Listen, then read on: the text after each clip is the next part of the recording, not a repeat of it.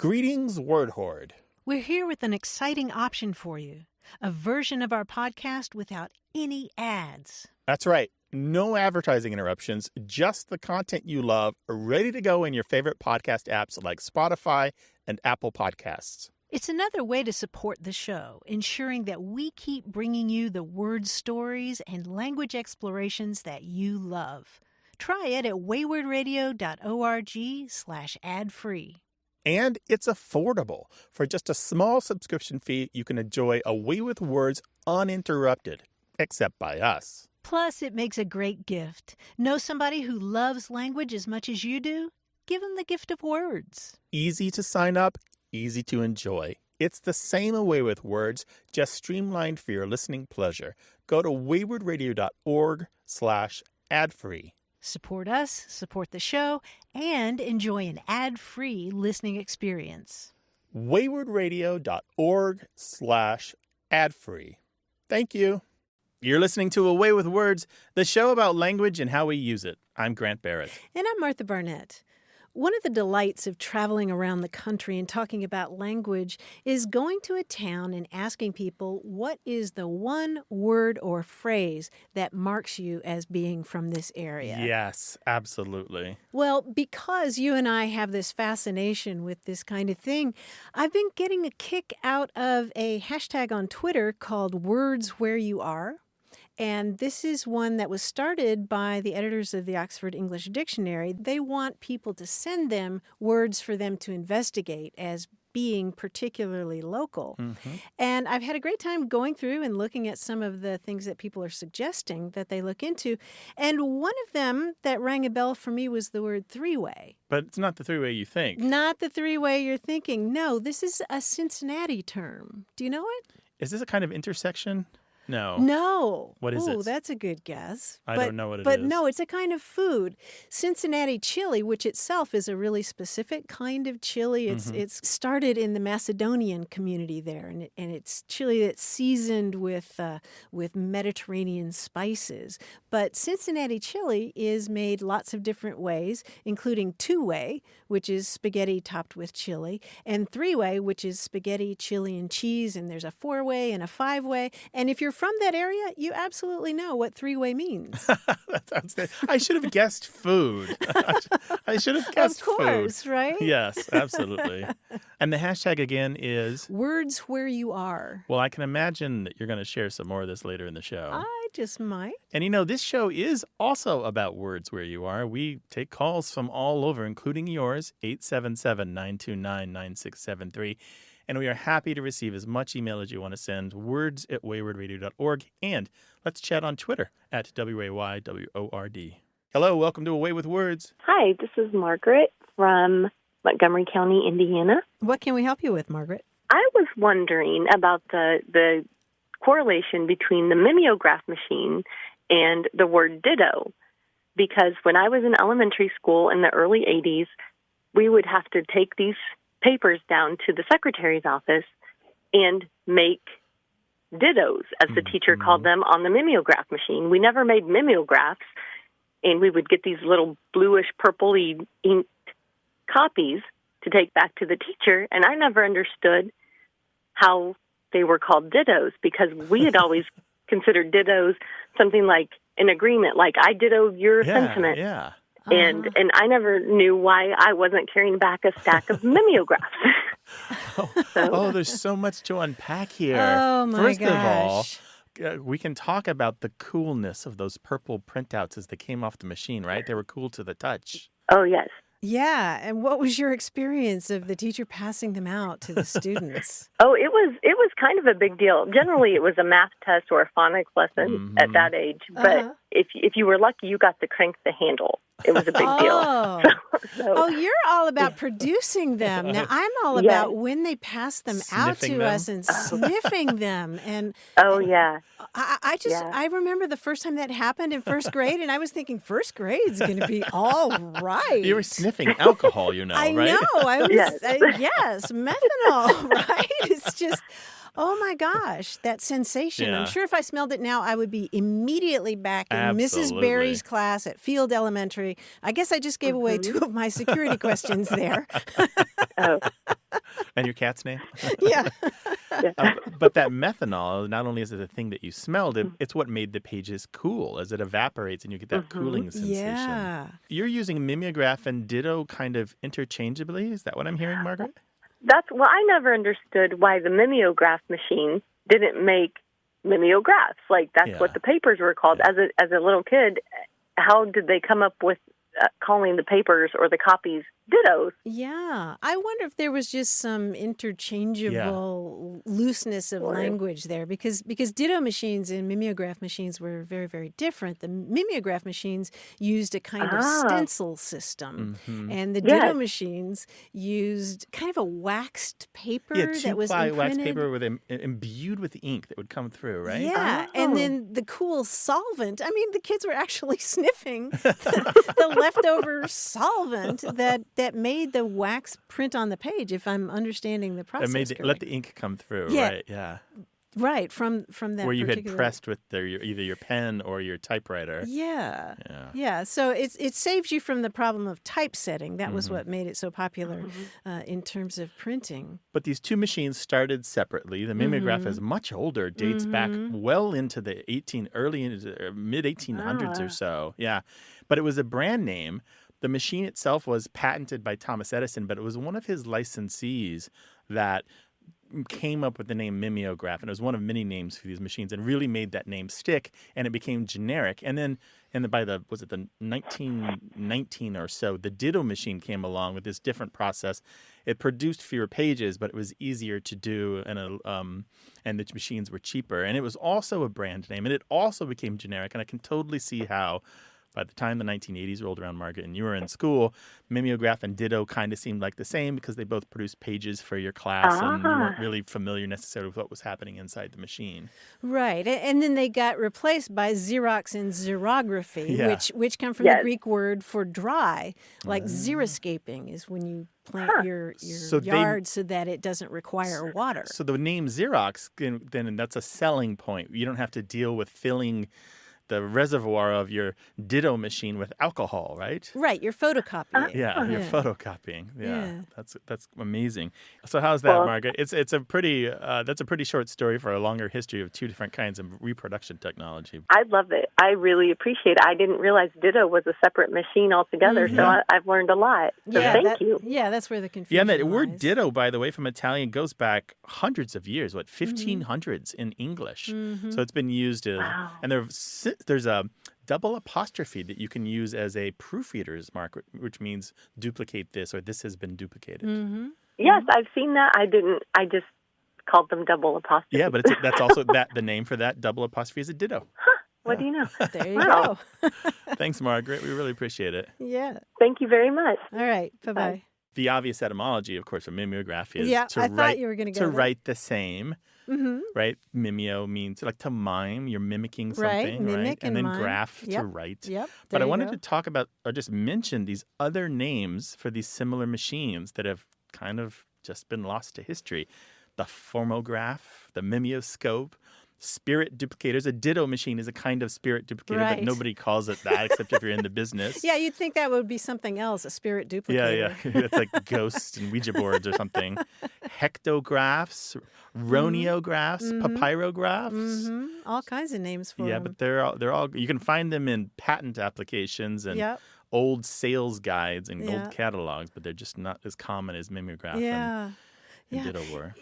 I'm interested, too, that Margaret was focused more on the machines themselves. I can remember that thudding kind of sound that they made, when they were running those things off. But that kind of solvent that was in those gave people headaches. The people who worked with them a lot, like it caused nausea and headaches among the office workers who were running them a whole lot. And it's not just the alcohol. The aniline, which gave it the purple color, is poisonous. Oh, really? Yes. Oh. But we are taking your calls, 877-929-9673, and we're accepting your emails, words@waywardradio.org, and we're talking to you on Twitter at WAYWORD.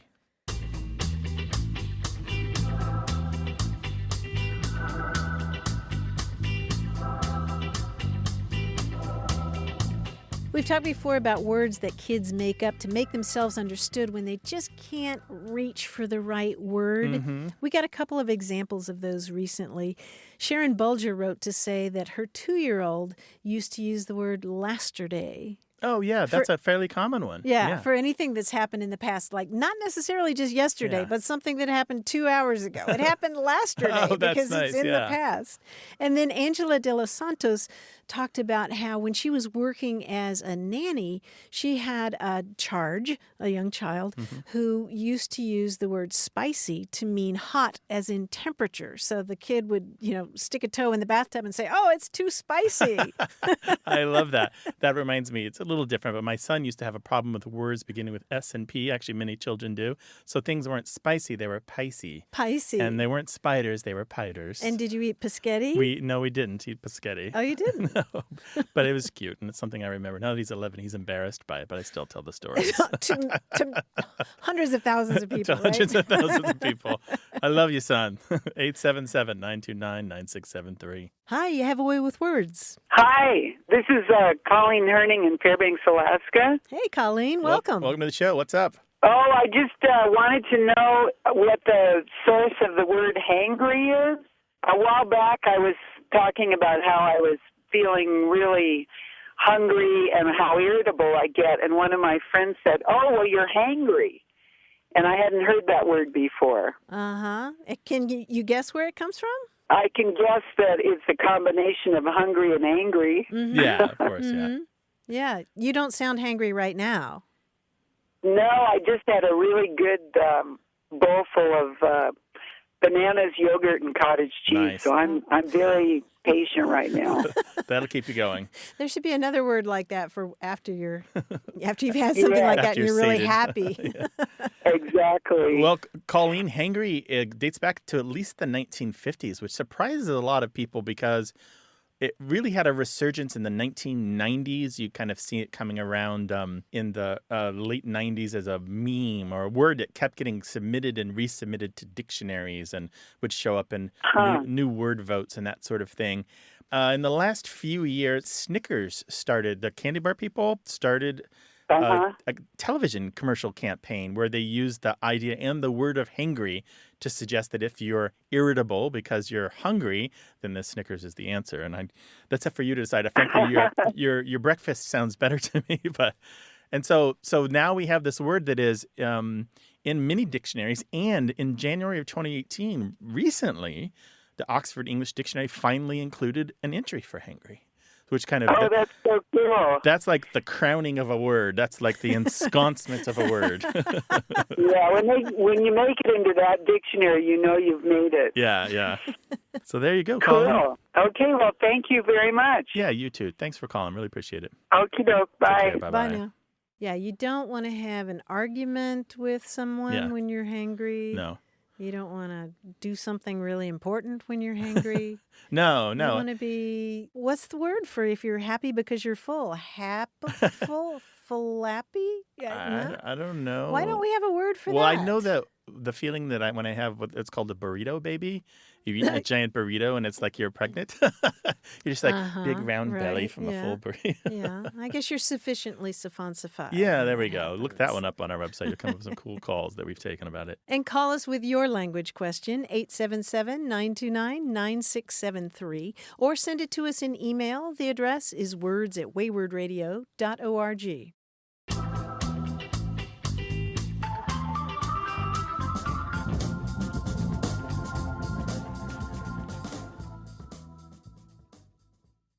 Got a minute? We need your help. Head over to gum.fm/words and share your thoughts in our quick survey. Your feedback matters. It's the backbone of our show's success. Thanks for making our show even more successful. That's gum.fm/WORDS. Thank you.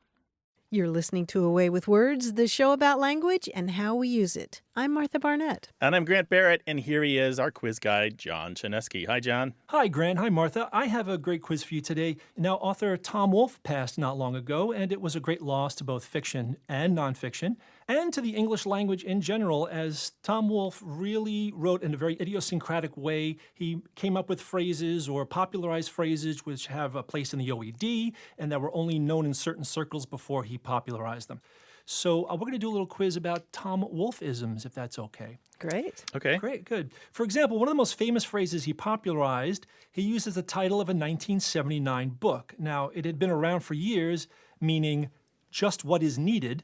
Wolfe's application of it gave it a stronger sense, like having the qualities to perform a difficult task. And now that phrase, do you know what it is? The right stuff. Yes, the right stuff. I was going to say applied to astronauts, but then once you say astronauts, that's the giveaway. Yes, the right stuff. Let's look at some more. Now, listeners of the show who were born in the 1980s, 90s, or the aughts might need to have it explained to them why Tom Wolfe coined what descriptor for the 1970s? The me decade? The me decade. Yeah, do you know why that was? Well, the 60s they still remembered World War II. People were still concerned about what they could do for each other and for the country and rebuilding. Once they got into the 70s, people were more inwardly directed. So that's why Tom Wolfe came up with the me decade. So, though I thought the 80s were more the me decade. People seemed a lot more self-interested in the 80s. Wolfe took a military term for anti-aircraft fire and made it into a metaphor for criticism or bad publicity, leading to a term for someone whose job it was to field such criticism, in much the same way Austin Hedges, Travis d'Arnaud, Gary Sanchez, or Kurt Suzuki would for their baseball teams. A flack? F-L-A-K. Flack. Right, F-L-A-K, flack. And what is the person who takes care of such flack They're for flack people? catcher. Flack a catchers. PR person. Yes, exactly. He called them flack catchers, right. Speaking of that sport, Wolfe used a term for someone who exhibits tough or ruthless behavior reminiscent of someone who does not play a game with a soft projectile. Hardball? A hardballer. You call them hardballers, yes, yeah. Wolfe introduced a word meaning a high level of celebrity. It's a takeoff on an earth sciences word for the layer about 30 miles above the surface of the earth.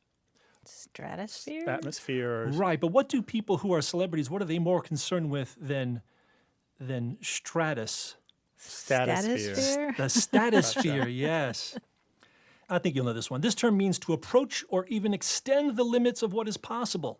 It was a term used by pilots and astronauts, and the office supply mentioned in it means the combinations of speed and altitude, range and speed, or speed and stress that can constitute the limits of a plane's capabilities. Pushing the envelope. Pushing the envelope, yes. Wolfe took a three-word phrase, famous as something a New Yorker might say, and squeezed it into a one-word interjection in Bonfire of the Vanities. You can even see it on a sign welcoming you to Brooklyn.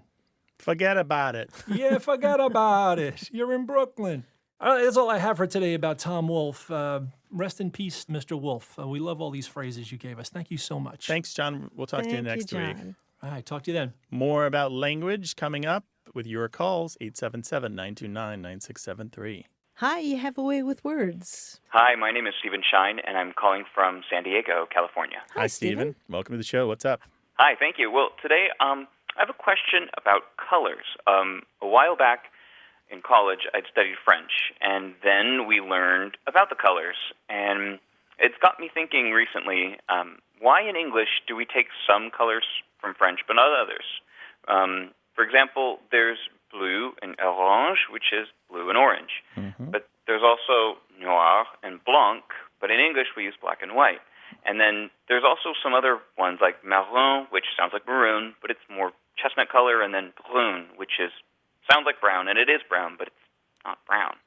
So I normally wouldn't know where to start with researching this question, but since I'm a long-time listener, I figured maybe you two might be able to help answer this and get to the bottom. And boy, howdy. Yes, we can. So your question is, why do some of our colors come from French and some of them from somewhere else? Yeah, I guess why is it cherry-picked? I mean, Okay. I guess in cuisine we might be taking a lot of French words, or maybe not. So I guess in colors, which is so, elementary, I guess, why is it so like this but not that? Dude, that's your clue. Stephen, the elementary nature of the colors is the clue. There's this crazy thing that happens in languages, is that as languages mature, they add words for colors in approximately the same order almost always. That is, they first start with black and white, and then they add red, and then they move on from there and they start adding colors. So the newer, that's in quotes because new is a problem word, but the newer a language is, the less likely it is to have names for all the colors, and the more likely it is just to have black and white and red. So all of the colors that don't come from French tend to be from languages from which English is descended before French ever had a role in English being English. So from Old Norse and Old Saxon, for example, and before that from Proto-Germanic, and before that the Proto-Indo-European. So black, white, red, green, yellow, those first 5, they come from Old Norse or Old Saxon. And then we get to the newer colors that come from Old French, that's blue, brown, Old Germanic, purple from Latin, orange from Old French, but via Arabic and Persian from Sanskrit, and then pink, which just blows people's minds, is modern English, maybe Middle English, depending on how you want to count, and it's only from the 1600s. Pink is a relatively new color and added, and pink doesn't exist in that many languages as a perfectly synonymous word that you can say pink in English is the same as pink in another language. So it's really, really complicated, but the longer a word has been in English, the more likely it is to come from the older languages that English sprang from. Well, that is just fascinating, especially that pink is, again, if we're using invisible air quotes, new. New. New. Huh. That is so interesting. There's a great book that I want to recommend to you. You can get it at bookstores just about anywhere, order it online. It's called The Secret Lives of Color, and it's by Kasia St. Clair. And she's written this amazing book that really gets into the etymologies, but the histories of the colors, the ones that come from bugs or other kind of living life, the ones that were directly associated with, say, certain empires or certain royalty. And the thing I love about it is that every entry for a color, the color itself is on the page. So often when I have these books or even articles that talk about colors, they'll talk about a color like vermilion and compare it to say, crimson, but they won't show me how those colors differ from each other. And this book does that. So it's called The Secret Lives of Color by Kasia St. Clair. That sounds fantastic. Awesome. Thank you so much for throwing water on this curiosity of mine that's, I guess, been burning for a bit. Well, maybe it's water so the seeds grow, not water to put out a fire. Exactly. Thank you very much for your call. Great. We really appreciate it. Thank you. Bye-bye. My pleasure. Absolutely. Bye-bye. Well, what's been on your mind in terms of language? We'd love to hear about it, so call us 877-929-9673 or send your thoughts to us in email. That address is words@waywardradio.org.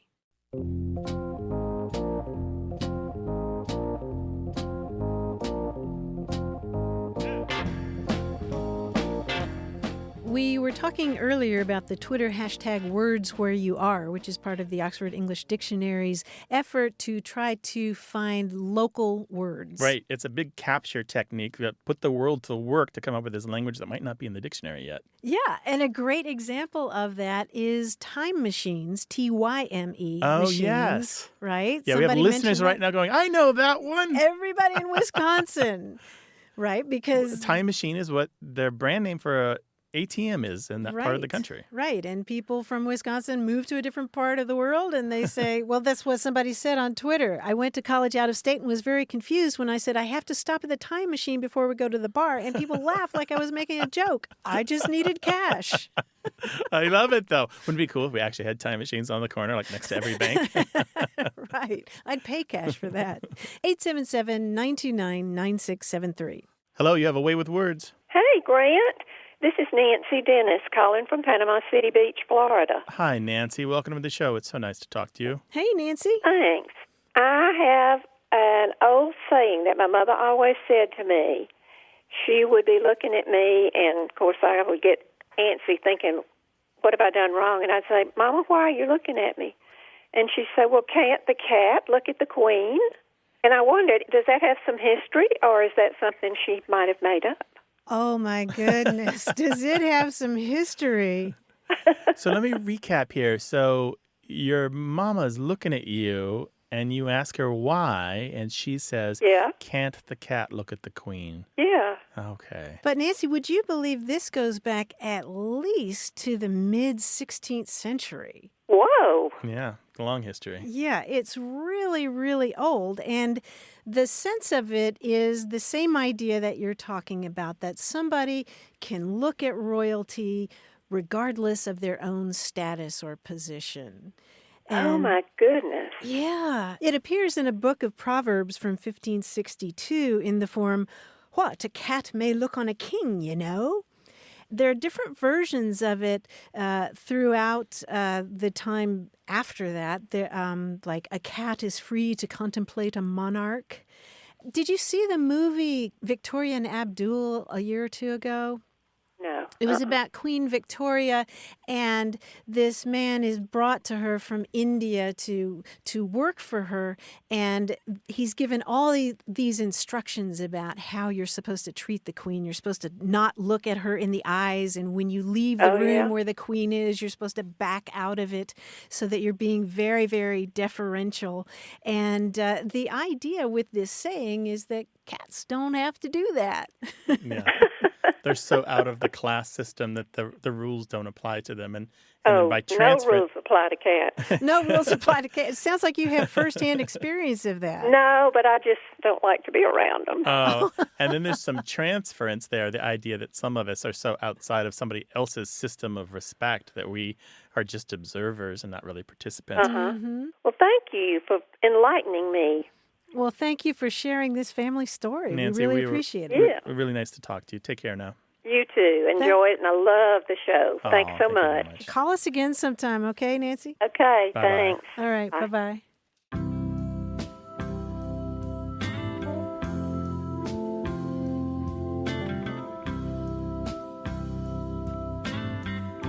I was stopped in my tracks the other day when I used the term frogmarch, and I was talking to a really smart person, and she had no idea what I was talking about. You know this term. Yeah, absolutely. Frogmarch meaning to hustle somebody out of a bar or something like that? Usually by not just hustle them, but you're holding them in a certain way. Yeah, you're either grabbing them by the collar or pinning their arms back. Right. And I was so surprised. I asked a couple other people I know who are also really smart, and they didn't know this term. Frogmarch being a transitive verb, you frogmarch somebody out of their office or Right. something because they've misbehaved. What I didn't realize was that it goes back to an even older use of frog's march that originated with London police in the 19th century, and it referred to carrying a drunk or a disorderly person out of someplace by carrying him face down between four people, each of them holding a limb. That's right. And then tossing them back in the back of the police Yeah. van. Yeah. Then later it referred to marching somebody out on their feet, but with their arms pinned back. Yeah. How So cool is it's that? a little different, but they're both unwilling.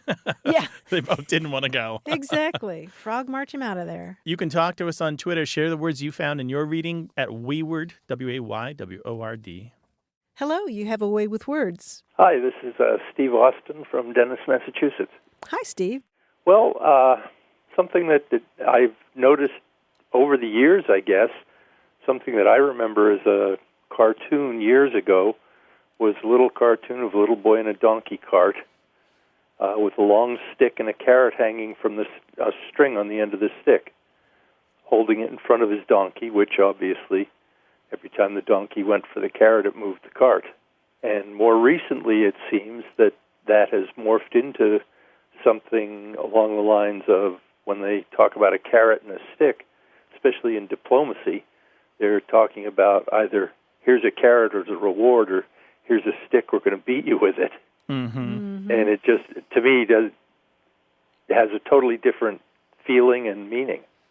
So you're picturing that carrot being a motivator hanging out in front of the Yeah, animal, right? and almost just a little persuader that you never actually get, but it just kind of keeps you moving along in the direction whoever's holding the carrot wants you to go. Mm-hmm. Yeah, that's often the modern interpretation. But the other interpretation is actually the earlier one and what was originally intended, the idea that you use carrots that sometimes are given to the animal as a motivator. You don't you can't just hold a carrot out of sight or out of reach and expect the animal to keep going after it. At some point, they just give up. And then you have the stick as the threat. Some people kind of misunderstand and think the carrot and the stick are about the stick from which the carrot is dangling, but that's not right either. It's about the threat of the stick to wallop the animal, which you shouldn't do, or the promise of the carrot, which eventually you will deliver. And one of the ways that we can know that was the original interpretation is varieties of this expression exist in other languages where they don't use carrot, or they might use sweetbread in German and gingerbread in Russian and a few other things. And some cultures, they also use whip instead of stick and a variety of other things. Yeah. So the original really was about occasionally delivering on the promise of the carrot and occasionally delivering on the threat of the stick. So you actually have to do them sometimes for them to continue to work. Right. That's random reinforcement. Yeah, exactly. When you're working with dogs. Yeah, anybody who's trained their animal knows about random reinforcement. You don't always give them the treat when they do the thing you want them to do. Yeah, they're more motivated if they get it only sometimes. Okay.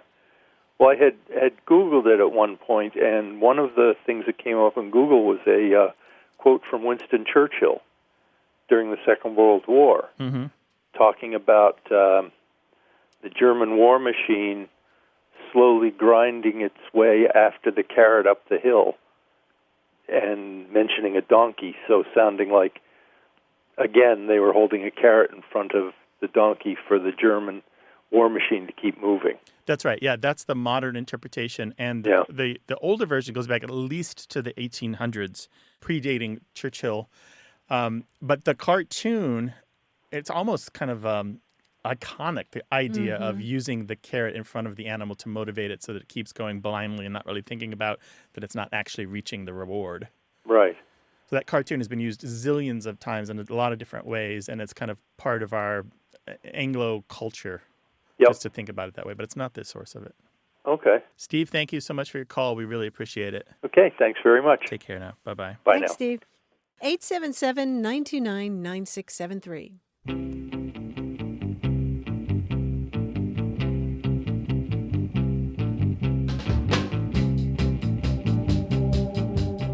The great writer William Gass published a book in 2006 called A Temple of Texts, and in it he annotated a list of the 50 books that have most influenced his thinking and work, and he writes about his first reaction to reading each. He wrote about Ben Jonson's book, The Alchemist, and I loved one of the lines in there. He said, "The true alchemists do not change lead into gold. They change the world into words." Oh, that's nice. That is a magical thing. I saw that when my son learned to read and write. For him, just writing his own name on a piece of paper was practically a magical spell. Right. I've heard it described as giving someone wings, right? Yeah, the power. And of course, he also learned to write words like poo, but that's a different kind of power. 877-929-9673. This show's about language examined through family, history, and culture. Stay tuned for more.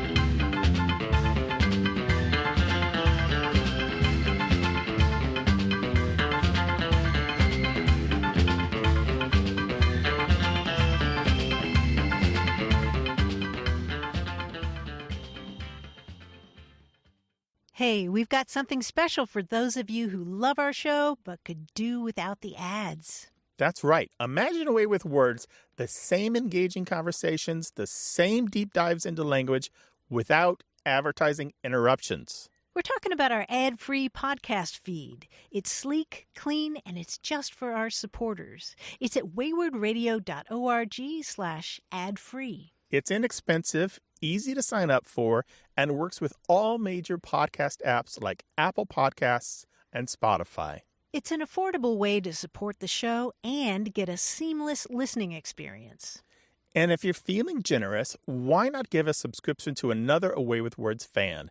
That's waywardradio.org/ad-free. Sign up today. Your support means the world. waywardradio.org/ad-free. Thank you. You're listening to Away with Words, the show about language and how we use it. I'm Grant Barrett. And I'm Martha Barnett. Leonardo da Vinci was a creative genius, of course, but he also had a really ingenious way of writing. You know about this, right, Grant? Yeah, well, he wrote mirror image, right? Right. He started at the right-hand side of the page and wrote toward the left. And he slanted his letters in that direction, and each character was inked backward, right? Yeah, if you put a mirror up to it, it would make it. perfect sense Yeah. to the rest of us. And nobody knows why he did that for sure. Some people think it was that he was trying to conceal what he was writing, but I think more likely is the fact that he was left-handed. And if you're writing with ink across a page, you're not going to smear the letters if you're doing that. That's right, yeah. That's the smudge, the telltale smudge on the left-hander's arm, right? Yes. Yes. It was probably also good exercise for his brain. But that reminds me of another of my favorite words, which is boustrophedon. Oh, yes. Yes. Am I remembering this correctly? So you start on the upper left as usual, and you write to the right. But when you get to the end of the line, instead of going back to the start of the next line, Yep. you simply start at the end of the next line and move left. So it's a zigzag all the way down the page. Yeah. Left to right, right to left, Yep. left to right, and so forth. Yep. Yeah, it's like you're mowing a lawn Yeah. or like an ox plowing in the field. Oh, are we hearing that in the word? We are hearing the etymology of boustrophedon. It comes from Greek words that mean ox turning because that kind of writing mimics the action of an ox pulling a plow. How about that? And what's super cool is that there are examples of this kind of writing in antiquity from Crete and Italy and India and Northern Europe and even Easter Island. And you see the Greek word for ox, bous, in a lot of other words. You see it in bulimia, which literally means ox hunger. I see. You see it in bucolic, which is describes the kind of place that A you might see. pastoral scene with Yeah. cows in the pasture. Yeah. Yeah. And the strophedon has to do with turning, and you see that in catastrophe, which is literally a turning down, a turn of events that's very Wow. bad. So boustrophedon and boustrophedonic, and I wanted to share also that back when I used to write a word of the day newsletter years and years and years ago, one of my subscribers sent me a ditty based on the word boustrophedonic. Her name is Ilana Stern, and her ditty was, "You have planted a seed most demonic. Now I yearn to be boustrophedonic. But to turn like an ox is quite unorthodox, and damn hard in this mode electronic." How nice is that? How many times do you see boustrophedonic in a ditty? I bet we have listeners who would send us more. Maybe, and they might also tell us how they write, because I know there are exceptional people out there who just don't do it the normal way on purpose. I'd love to hear about that Tell too. us how you write, 877-929-9673, or send your stories of strange handwriting to words@waywardradio.org. Hello, you have a way with words. Hi, Martha. This is Mark. I'm calling from Los Angeles. Well, hello, Mark. What can we do for you? Well, I encountered kind of a word that I thought was everywhere, and I've recently found out it's not. And the word is gank. I used it. It means to steal, I believe, or how I use it. And I used it around some work friends, and nobody knew what I was talking about. And in fact, one person thought I was talking about something having to do with video games. So I wanted to know what's the deal with that word, and why don't these people know what's going on? What were you doing when you ganked something? I don't remember exactly at that time, but I've certainly been known to gank fries at a diner. You know, that's something that I would So you do. Gank them? You snagged somebody else's fries without asking. Yeah, I didn't want to order them myself, but I still wanted to eat them, so I just kind of took them. Okay. Oh, I have to confess, I didn't know the word either. Well, I have it in one of my dictionaries that I made. I must not have gotten to that page. You didn't make it to G? I started from Z. Come now. Yeah, I have an entry for that in the official Dictionary of Unofficial English. The other question I have for you, I guess, besides what were you doing, is where do you think you learned it? it's hard to say. I mean, I grew up in the Northeast in New Jersey, outside of Philadelphia, and then it just sonically sounds like some of the other Philadelphia words like John and things. So I wondered at that point that maybe if it was a Philly regional. But then I started asking Philly friends, and they didn't know what I was talking about either. So, do you listen to a lot of hip hop? I do know some, but it's passing knowledge. I'm certainly not in the community. Okay. Because the word is strongly associated with African-American Black English, vernacular English, Black English. It shows up in hip-hop as early as 1987 in an NWA song. So gank as a verb meaning to steal has got at least 30 years of history, probably more. The entries I did for it took it back to the 90s. There's another gank that I think is related. It's where you have fake drugs that you pass off as real drugs, and the drugs themselves that are fake are called gank. So it's all about the idea of being deceived here. Pops up again. You can find it in a ton of Black fiction as well. But again, hip-hop lyrics are a real strong source of this. I would suspect that this is where most people learn the word if they weren't one of the people who used the word in the first place. Sure. So with that, I mean, if that was NWA, was that probably Los Angeles area? Maybe probably was the Los Angeles area. Yeah. You never know. You never know though, because it was widespread. It's been widespread throughout its history. One note to make here is the slang lexicographer Jonathan Green, in his vast and highly recommendable Green's Dictionary of Slang, suggests that gank with the G, G-A-N-K, is related to jank, J-A-N-K. I don't think I buy that, but it is hard with slang to really know what's connected. And the other thing I'm hearing is, for some reason in my mind, ganking someone's fries is kind of associated with this interjection that I've heard people use with the old yoink, when they take Sure. something that isn't theirs, right? Sometimes they do it as a playful act to kind of keep away, but sometimes they do it because they want it.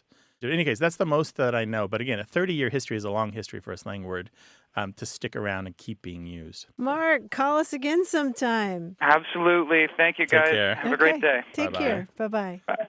Well, what's the slang that you've been hearing that you just can't figure out? I bet we can help. 877-929-9673. Or you can send your questions to words@waywardradio.org and hit us up on Twitter @Wayward.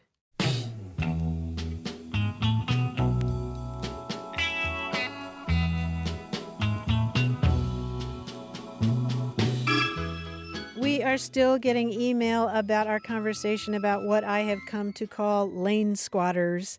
That is people that are in front of you in line at the green light, left turn lane. We're going to be in the retirement home going through the emails and phone calls and letters from people with the new name for the person who won't turn left when the light turns green. Right. And it prompted a response from a truck driver in San Antonio, Texas, named Monty D. Young. And he said that among truckers, when you're talking about someone who holds up traffic at lights and in general just has no common sense when it comes to driving, truckers call that a steering wheel holder.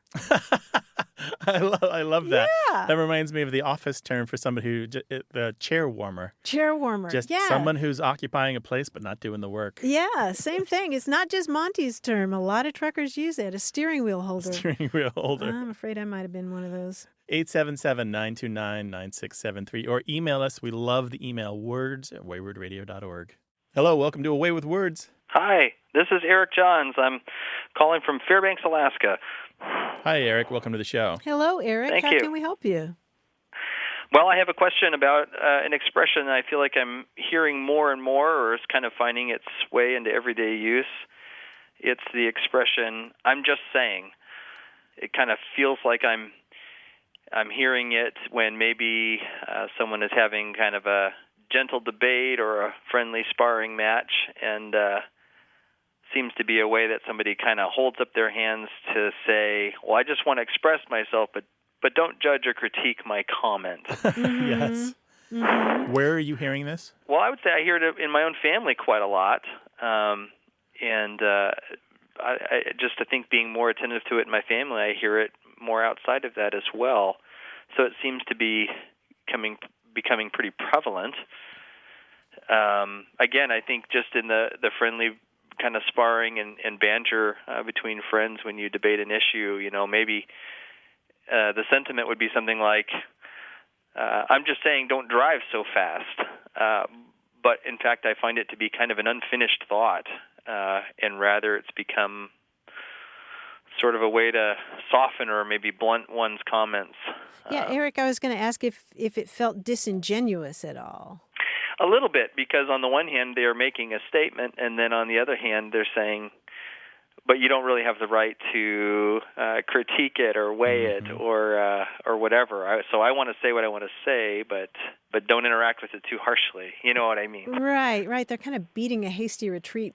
Yeah, they're lobbing something and then running back behind something else. It's a bit of a dodge or a bit of a weaselly act. Yeah, it's like a verbal emoji or something. You know, it's just a little tag onto the end of it. That's what would that look like? I wonder what that would look like. There's a word for this in linguistics. It's not that common, but rhetorical backoff is what you've just described, where you literally back off of what you've just said. Yes, that's it. Okay. And that's you're exactly disavowing what it feels like. Often it is about trying to avoid the consequences of having an unpopular opinion, where you pretend that you're just presenting unbiased fact. But what's really happening, your presentation of the fact is in itself a statement of opinion. Right. It has meaning. Yeah. It does. You're asserting something, and you're going to the point of saying it so others can hear it. But again, if they're unwilling to accept it, sort of carte blanche, then it is a backoff. What did you call that again? It was the rhetorical backoff. Yeah. And you can find some. If you Google that phrase, you'll find some academic papers on it. And if you Google even deeper, you'll find that linguists have been discussing "I'm just saying" and similar expressions since at least the early 2000s. And the expression is kind of a almost contagious catchphrase, has been around longer than that. A kind of thing where once somebody around you says it enough, you kind of pick up the habit yourself. That's why I want to be careful to say it's not always about dodging the consequences of your words. Sometimes it's just a tag that you throw onto a sentence without any real meaning. I've noticed, among with my son or with some of his friends, and he's a teenager, he's 16. I've even heard it doubled up here recently, where somebody said, "I'm not saying, I'm just saying." Yes, I actually have recorded citations for that. And there's it's a parallel to "sorry, not sorry." There's a few of these going around where you're saying one thing and immediately denying the thing that you just said and kind of expressing your ambivalence, but at the same time trying to get away with something. Yes, I find it frustrating. There are others, present company excluded, or not to be critical, but or no offense. Like you say something offensive, then you say no offense. Yeah, so sometimes we'll make the qualifier on the front end of our comment. This is one, it seems to be more often made on the back end. Yeah. To sort of, again, potentially get away from, again, the consequences of what we might have said. Well, Eric, now you have me wondering what the emoji would look like for that. Maybe somebody with their hands out in front of them or something. I'm not sure. I think it's somebody running away from their words. Oh, maybe. A running emoji. No, I envision that posture of somebody when they make that statement. They kind of hold their hands up, palms up, almost in apologetic fashion. It's an insincere apology or whatever. That could be a whole other show right there. What's the emoji for this expression? Yeah, exactly. We'll have to talk to the people at Unicode or make our own submission to the Unicode for an emoji. What? Yeah, away with emojis now. Eric, thank you for your call. We really appreciate it. It was great chatting with you. You too. Take care. Thanks, Eric. Bye-bye. You bet. Bye-bye. 877-929-9673, or find your emojis and hammer at that keyboard and send them to us on Twitter at WAYWORD. Hello, you have a way with words. Hi, this is Julie in Nantucket. Hi, Julie. Welcome to the show. How can we help you today? When I was a teenager and living in New Hampshire with a very large family, I was going past one of the bedrooms one day, and my father said, "Julianne, get in here and help us move this bed." So I went in, and I picked up the end of the bed that was open. My brother and father were on the opposite end. Didn't think about that at the time. And I only could get it up, a few inches off the floor, and their end was pretty high up. And my dad says, "Julianne, what's the matter with you? Are you as weak as hen turd tea?" At which point I just started laughing and dropped the end of the bed completely. And then my brother started laughing, and my father was like, "Oh, God, I can't get anything done around here." As weak as hen turd tea? As weak as hen turd tea. Yeah, well, I'd never heard him say it before, and I just I lost it. It was too funny. Was he someone who kept chickens or did gardening? Well, he liked to have a garden, and he might have grown up with one, I'm not sure. And he did get us chickens for a couple of years, but I think he gets so fed up with none of the kids wanting to actually take care of them. And then, I know, we had weasels or something coming in and helping themselves to the chickens. Yes. Huh. Well, the only thing I can think of is that there's something called chicken poop tea more often than hen turd tea, and it's a way of sort of composting chicken poop by using about 1/3 poop and 2/3 water, and you soak it in there in a pillowcase or a burlap sack. You don't drink it? No, you don't drink it. No, you do not drink it. That had crossed my mind for a second. No, I'm sorry. I should explain that some people think that this is something helpful to put on your garden. There's some controversy about that. Got it. But some people think it's good for plants, and it's known around the world as either chicken poop tea or chook poo tea in Australia and New Zealand, where a chook is a chicken. Mm-hmm. Or rabbit poop. So this is actually a practice of some sort. Yeah, it's a kind of fertilizer, basically, liquid fertilizer. Yeah. Oh. It would look, I assume, I haven't spent any time with it really, but I assume that it looks just sort of like weak coffee. You mean you didn't do the whole research? Why? It's on my list. When you have YouTube, why do it yourself? Just look at somebody else make the mess. But as far as I know, that's unique to your father. Yeah, I've never heard it either. Particular use of else. it, but it's pretty clever. As weak as hen turd tea. It is pretty clever. That's outstanding. And he got your attention. I made you laugh, which is always a dad's job. And I've thought of it over the years, And then I listen to your show a lot, which I love, by the way. And all these idioms, you just wonder who came up with these things. You just wish you could find that one person that came out with it way back when. Well, the guy who came up with that one, it looks like. Oh, good. Chalk one up for Dad. Yeah. Julie, thank you so much for a really nice call. All right. We really appreciate Thanks. It's been a pleasure. Yeah, okay. Take care, Julie. Bye-bye. Bye-bye. Sometimes stuff just belongs to a family. We've had calls where someone said lasted for generations and never really left the family, but really, really belonged to that family and characterized their humor or their outlook. Yeah, it sounds like one of and those you things. hear something like that, and it just takes you back, right? There are people who are great at language who don't write books and don't give speeches. They just do something else with their lives, and their only audience is their family. It sounds like one of those guys. Well, we'd love to hear the stories about language that have come down to you through your family.